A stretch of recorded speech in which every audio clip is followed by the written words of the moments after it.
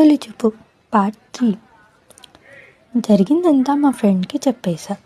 అది అంతా విని లైట్ తీసుకోవే అంది.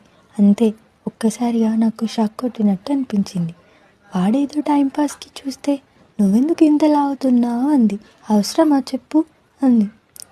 అంతే అంతే అంటావా అని నేనే ఎక్కువ ఆలోచిస్తున్నా కదనే అన్నాను. లేకపోతే ఇదేమైనా సినిమానా మీరు అనుకోకుండా చూసుకోవడం, వాడు నిన్ను వెతుక్కుంటూ రావడం అంది. సరేలే, నేనే ఎక్కువ థింక్ చేస్తున్నా, మానేస్తా అని చెప్పా. ఇంతకీ తమరి రాకకి కారణం ఏమిటో అని అడిగాను. ఏముంది, ఇంట్లో ఉంటే బోర్ కొడుతుంది, అట్లా గుడికి వెళ్ళి తిరుగుదాం పదా అంది. అవును, నాకు కూడా.